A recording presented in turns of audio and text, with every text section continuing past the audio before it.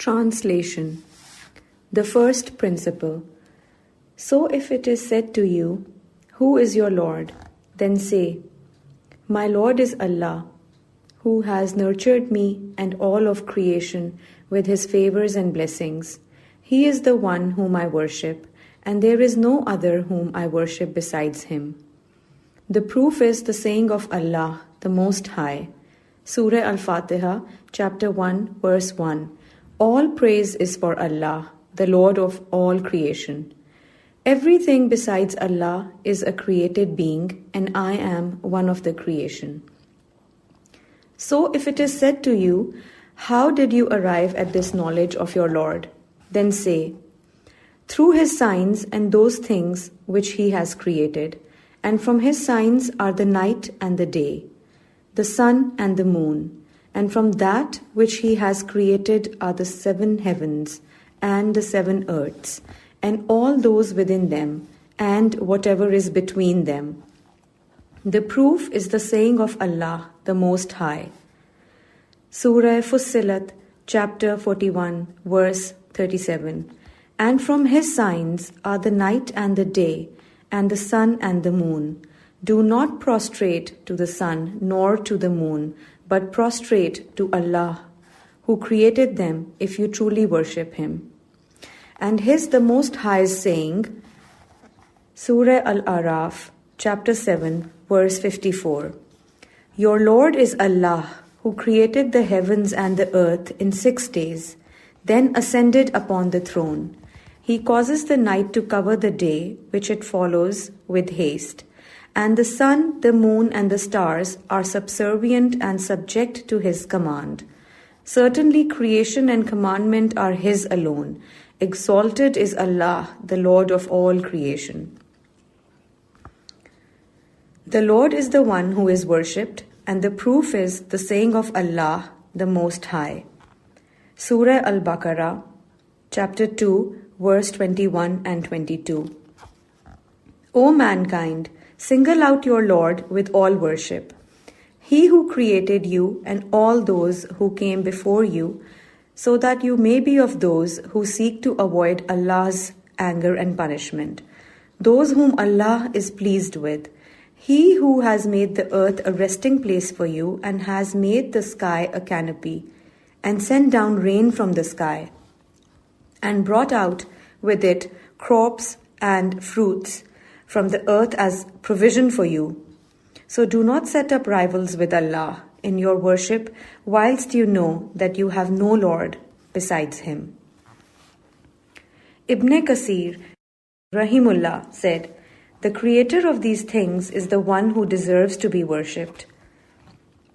All the types of worship which Allah commanded, like Islam, that is, submission and obedience to Allah, Iman, that is, true faith, comprising belief of the heart, speech of the tongue, and action of the limbs, and Ihsan, that is, perfection of worship, and from that is invocation, supplication, that is, dua, reverential fear, that is, khawf, hope and longing, that is, raja, trust and reliance, that is, tawakkul, fervent desire, that is, raghba, dread, that is, rahba, reverence and humility, that is, khushu, awe, that is, khashya, turning repentantly, that is, inaba, appealing for aid and assistance, that is, isti'ana, seeking refuge, that is, isti'aza, seeking deliverance and rescue, that is, istighasa, sacrificing, that is, ziba, vows, that is, nazar, and the rest of the types of worship commanded by Allah, all of them are to be done exclusively for Allah, the Most High. The proof for this is the saying of Him, the Most High, Surah Al-Jinn, chapter 72, verse 18. And the places of prayer are for Allah alone, so do not invoke anyone along with Allah. Anyone who directs any part of that to anything besides Allah, then he is a mushrik, that is, associationist, an unbeliever, that is, kafir, and the proof is the saying of him, the Most High. Surah Al-Mu'minun, chapter 23, verse 117. And whoever worships along with Allah any other object of worship has no proof for that. His reckoning will be with his Lord. Indeed, the unbelievers will never prosper. In the hadith, there occurs, invocation is the core of worship. And the evidence for this is the saying of Allah, the Most High. Surah Ghafir, chapter 40, verse 60. Your Lord says, O people, invoke me and supplicate to me, making your worship sincerely for me alone. And I will answer you and pardon you and have mercy upon you. Indeed, those who disdain to worship me alone will enter hellfire in disgrace. The evidence for reverential fear, that is, khawf, is the saying of Allah, the Most High. Surah Al-Imran, chapter 3, verse 175. So do not fear them, but fear me, and beware of disobeying me, if you are truly believers. The evidence for hope and longing, that is, Ar-Raja, is the saying of Allah, the Most High. Surah Al-Kahf, chapter 18, verse 110. So whoever hopes to see his Lord and be rewarded by him, then let him make his worship correct and make it purely and sincerely for him, and let him not make any share of it for anyone other than him. The evidence for trust and reliance, that is, at-tawakkul, is the saying of Allah, the Most High. Surah Al-Ma'idah, chapter 5, verse 23. And place your reliance and trust in Allah if you are true believers. And he said, Surah At-Talaq, chapter 65, verse 3. And whoever places his reliance and trust in Allah, then he will suffice him. The evidence for fervent desire, that is, ar-raghba, dread, that is, ar-rahba, and reverence and humility, that is, al-khushu, is the saying of Allah, the Most High. Surah Al-Anbiya, chapter 21, verse 90. They used to hasten to acts of devotion and obedience to Allah, and they used to worship Allah upon love and desire, and upon fear, and were reverent and humble before Allah. The evidence for awe, dread, that is, Al-Khashya, is the saying of Allah, the Most High. Surah Al-Ma'idah, chapter 5, verse 3. So do not have awe of them, but have awe of me. The evidence for turning repentantly, that is, Al-Inaba, is the saying of Allah, the Most High. Surah Az-Zumr, chapter 39, verse 54. So turn, O you people, repentantly and obediently to your Lord, and submit obediently to Him. The evidence for appealing for aid and assistance, that is, Al-Isti'ana, is the saying of Allah, the Most High.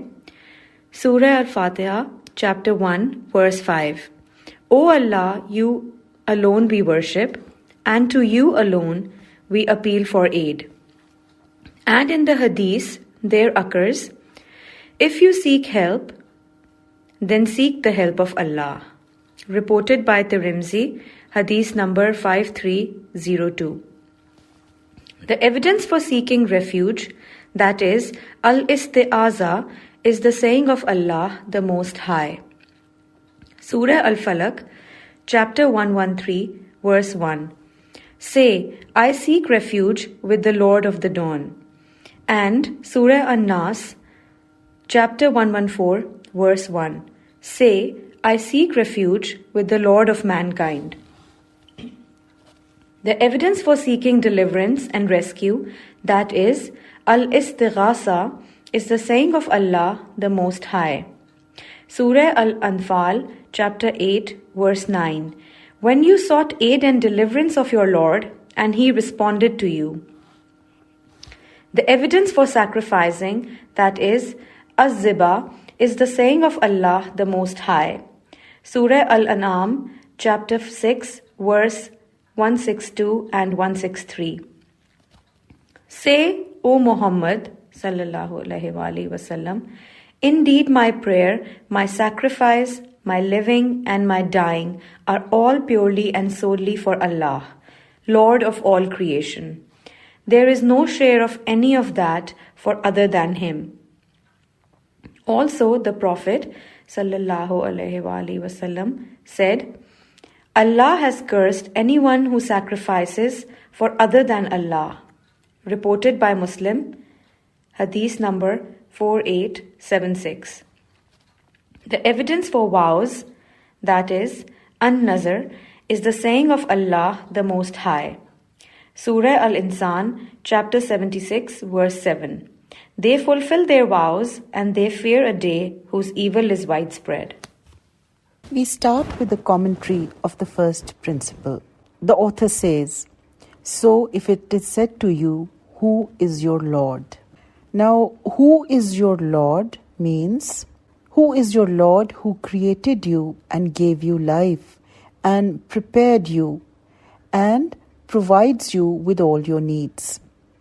Then it says in the commentary, then say, my Lord is Allah who has nurtured me.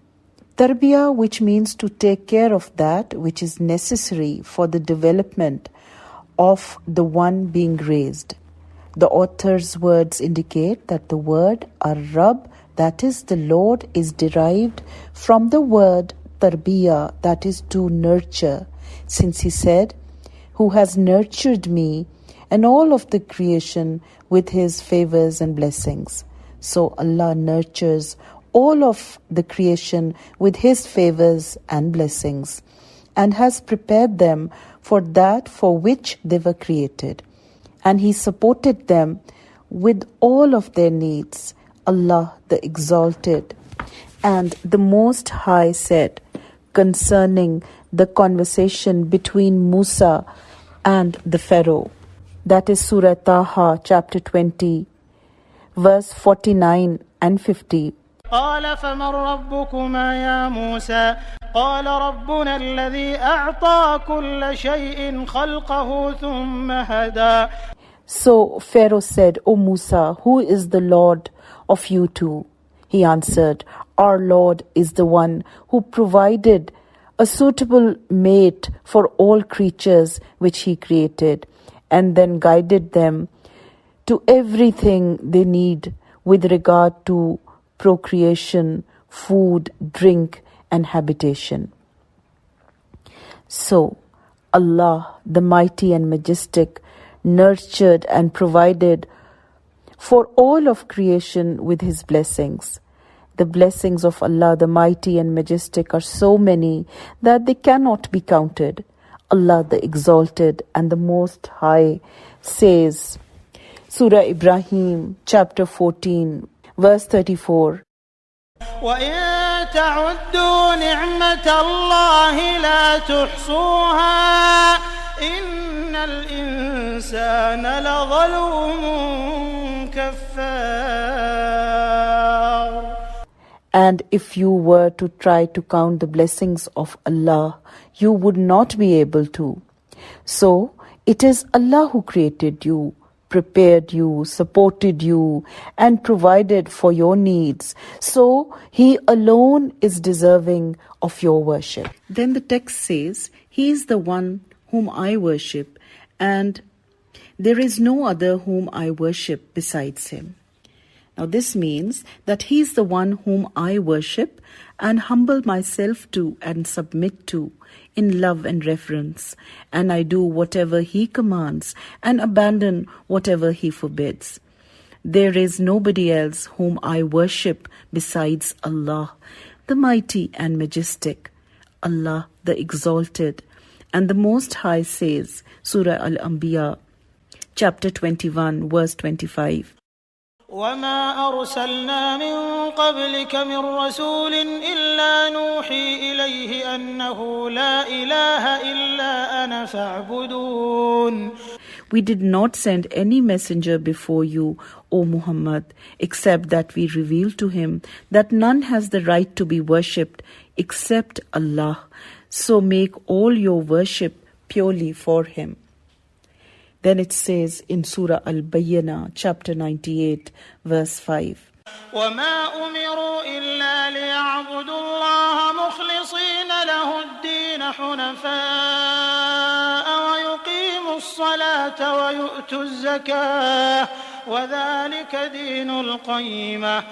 And they were not commanded except that they should worship Allah alone, making their worship and obedience purely for Him, upon the true religion and free from shirk, and that they should establish the prayer and pay the zakat, and that is the straight and true religion. Then the text says that the proof is the saying of Allah the Most High, Alhamdulillahi Rabbil Alameen, that all praise is for Allah, the Lord of all creation. Now the author Rahimullah presents as proof for the fact that Allah, the one free of all imperfections and the Most High, is the one who nurtures and sustains all of creation. The saying of Allah, the Most High, Alhamdulillah, all praise is for Allah, meaning that description with the attributes of perfection, majesty, and greatness are for Allah, the Most High alone. Rabbil Alameen, the Lord of all creation, meaning that He is the one who nurtured and sustained them with His blessings, and that He is the Creator and their owner and sovereign Lord, and that He is the one who controls their affairs as He, the mighty and majestic, wishes. Then the text says that everything beside Allah is a created being, and I am one of the creation. The creation, Al-Alam, is that by which something is known, is so called because they are a sign of their Creator, their sovereign Lord, and the one who controls their affairs. So everything contains a sign showing that Allah is one, and I am one of the creation, and my Lord has made it obligatory upon me that I should worship Him alone. Now the text says that if you are asked, how did you arrive at this knowledge of your Lord, then say, through His signs and those things which He has created. Now signs are ayah. The plural is ayat. These are that which indicate something and make it clear. Then the signs of Allah, the Most High, are of two types: signs in creation and signs in His revealed way, that is the Sharia. The signs in creation are those things which He created, and the signs in His revealed way are what is found in His revelation, which Allah sent down to His messengers. So the saying of the author Rahimullah, through His signs and those things which He has created, is an example of mentioning something particular after that which is general. If we explain the signs to mean both the signs in creation and those in the revelation, or if we take the signs to refer to the signs in the revelation in particular, then his saying is a case of addition to that which is separate and different from the first thing mentioned. So, whichever the case, the knowledge of Allah, the mighty and majestic, is arrived as through His signs in the creation, the tremendous things contained therein, which are wondrous creations and clear proofs of perfect wisdom, and likewise through the signs in His revealed way, and the justice to be seen in it, and how it comprises all that is beneficial and repels all that is corrupt. And in everything there is a sign for Him, proving that He is one. Then the text says, and from His signs are the night and the day, the sun and the moon, and from that which He has created are the 7 heavens and the 7 earths and all those within them, and whatever is between them.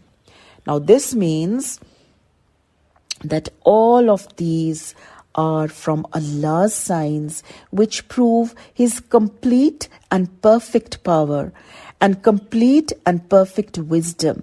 So, the sun is one of Allah's signs in its wonderful and well-ordered course which it has followed since Allah, the Mighty and Majestic, created it, and which it will follow until Allah, the Most High, grants that this universe is destroyed. So, this is its appointed course, as Allah the Most High says in Surah Yasin, chapter 36, verse 38. وَالشَّمْسُ تَجْرِي لِمُسْتَقَرٍّ لَهَا ذَلِكَ تَقْدِيرُ الْعَزِيزِ الْعَلِيمِ. And the sun proceeds upon its fixed course. That is the decree of the Almighty, the All-Wise. Its size and its effects are from the signs of Allah. As for its size, then it is tremendously great. And as for its effects, then it produces benefit for our bodies, for the trees, the rivers, the oceans, and other things besides. So, if we consider the sun, this great sign, and the great distance that there is between us and it, yet despite this, we feel its great heat, then consider the light it produces, which saves the people huge amounts of wealth in the daylight hours when they have no need of other sources of light. So, it is indeed a very great sign, and most people perceive only very few of the signs. Likewise, the moon is also from the signs of Allah, the Mighty and Majestic, and He decreed for it myriad stations. Each night it has its particular station, as it says in Surah Yasin, chapter 36, verse 39. وَالْقَمَرَ قَدَّرْنَاهُ مَنَازِلَ حَتَّى عَادَ كَالْعُرْجُونِ الْقَدِيمِ. We have prescribed measured phase for the moon till it returns like an old withered palm stalk. So, it first appears very fine, then it increases stage by stage until it becomes full. Then it wanes and returns as it was. It resembles man, who begins as something weak and then increases steadily in strength and finally again returns to being weak. So exalted is Allah, the best creator. The text says the proof. Now this means the proof that the day and the night, the sun and the moon are from Allah's signs is the saying of Allah the Most High, Surah Fussilat, chapter 41, verse 37. وَمِنْ آيَاتِهِ اللَّيْلُ وَالنَّهَارُ. And from His signs are the night and the day, meaning that the day and the night are from the very clear signs and proofs of Allah, both in themselves and how they interchange. Also in the benefits which Allah has placed in them for the servants and in their changing state. Likewise, with regard to the sun and the moon, which are signs both in themselves and in the courses which they proceed upon, and in their order, and the benefit which they provide for the servants, and the harm which that keeps away. Then Allah, the Most High, forbids the servants from prostrating to the sun or the moon, even though they are very great, yet they are not deserving of and do not have the right to be worshipped, since they are two created things, and the one who is alone deserving and has the right to worship is Allah, the Most High, who created them. Then a verse is quoted in the text, Surah Al-Araf, chapter 7, verse 54. إن ربكم الله الذي خلق السماوات والأرض في 6 أيام ثم استوى على العرش يغشي الليل النهار يطلبه حثيثا والشمس والقمر والنجوم مسخرات بأمره ألا له الخلق والأمر تبارك الله رب العالمين. Your Lord is Allah, who created the heavens and the earth in 6 days and then ascended upon the throne. He causes the night to cover the day, which it follows with haste, and the sun, the moon, and the stars are subservient and subject to His command. Certainly, creation and commandment are His alone. Exalted is Allah, the Lord of all creation. Now, this means that from the proofs that Allah created the heavens and the earth is this saying of Allah, the Most High, which mentions the following signs of Allah. Number 1, that Allah created these tremendous entities in 6 days, and if He wished, He could have created them in a single moment, but instead, from His wisdom, He connected effects to their causes. Number 2, that He ascended upon the throne. For example, He ascended upon it in particular in a manner befitting His majesty and exaltedness. And this shows the perfection of His kingship and sovereignty. Number 3, that He causes the night to envelop and cover the day so that it is like a garment which descends upon the light of day and covers it up. Number 4, that He made the sun, the moon, and the stars subservient to His command.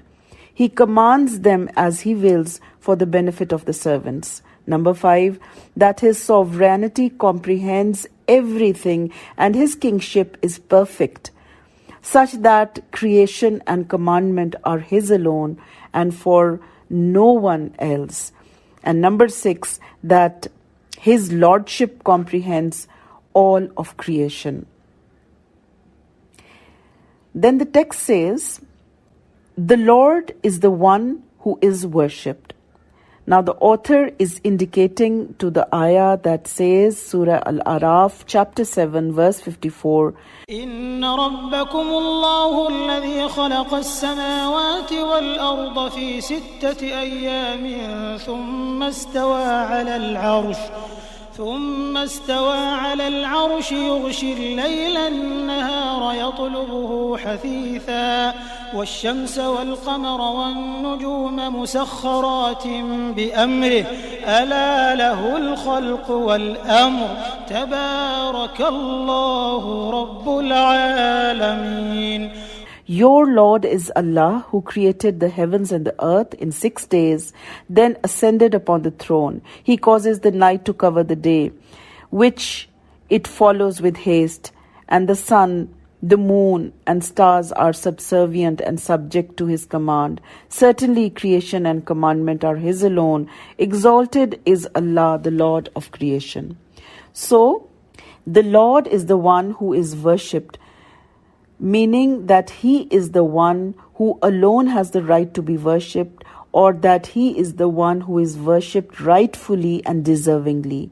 The meaning is not that everything which is worshipped is a Lord, since these gods which are worshipped besides Allah and which are taken as Lords by those who worship them are not Lords. Rather, the Lord, our Rabb, is the creator, the sovereign, the one in control and command of all the affairs. Then the text says, the proofs. Proofs of what? The proof that the Lord is the one who deserves to be worshipped. Then the author quotes this verse as the proof. This is Surah Al-Baqarah, chapter 2. This is verse 21 and 22. يا أيها الناس اعبدوا ربكم الذي خلقكم والذين من قبلكم لعلكم تتقون الذي جعل لكم الأرض فراشا والسماء بناء وأنزل من السماء ماء فأخرج به من الثمرات رزقا لكم فلا تجعلوا لله أندادا وأنتم تعلمون. Now these verses say, O mankind, single out your Lord with all worship, He who created you and all those who came before you, so that you may be of those who seek to avoid Allah's anger and punishment, those whom Allah is pleased with. He who has made the earth a resting place for you and has made the sky a canopy and sent down rain from the sky and brought with it crops and fruits from the earth as provisions for you. So do not set up rivals with Allah in your worship while you know that you have no Lord besides Him. Now the address is to all people from the descendants of Adam. Allah the Mighty and Majestic commands them to worship Him alone, having no partner, so they are not to attribute rivals in their worship with Allah. He makes it clear that He alone deserves to be worshipped, since He is the sole creator, having no partner. Then He's saying, the one who created you. This is a description explaining the reason for what has preceded, meaning worship Him because He is your Lord who created you. So because He is the Lord and Creator, then it is a necessary duty upon you that you should worship Him. Therefore, we say that it is unavoidably binding upon anyone who affirms the Lordship of Allah that he should worship Him alone. Otherwise, the person will be contradicting himself. Then the verse says, so that you may be of those who seek to avoid Allah's anger and punishment, those whom Allah is pleased with. This means that you should attain taqwa. And taqwa is to take protection from the punishment of Allah, the Mighty and Majestic, by doing whatever He commands and keeping away from whatever He forbids. Then the verse in the text says, He who has made the earth a resting place, meaning He has made it a resting place spread out for us, which we may use as such without any difficulty or hardship, just as a person sleeps on his bed. Then the verse in the text says, for you, and has made the sky a canopy. This means that above us, He has made the sky, so the sky is a canopy for the people of the earth, and it is a safe and protected ceiling, as Allah the Most High says in Surah Al-Anbiya, chapter 21, verse 32. وَجَعَلْنَا السَّمَاءَ سَقْفًا مَحْفُوظًا وَهُمْ عَنْ آيَاتِهَا مُعْرِضُونَ. And we made the sky a raised ceiling, safe and guarded, yet the unbelievers turn away from considering the clear signs. Then the verse in the text says, and brought out with it crops and fruits from the earth as provision for you. This means that He sends down from above, from the clouds, pure water for you to drink, and which causes vegetation to grow, which you allow your cattle to graze upon, as mentioned in Surah An-Nahl, chapter 16, Verse 10. As a gift for you, and as stated in another ayah, Surah Abasa, chapter 80, verse 32, متاعا لكم ولأنعامكم, as provision for you and your cattle. Meaning, do not set up rivals for the one who created you and created those before you and made the earth a resting place for you and the sky a canopy and sent down rain from the sky for you and produced fruits and produce for you. So do not set up for him rivals which you worship just as you worship Allah, or which you love just as you love Allah, since that it is not fitting for you, neither according to sound intellect nor according to revelation.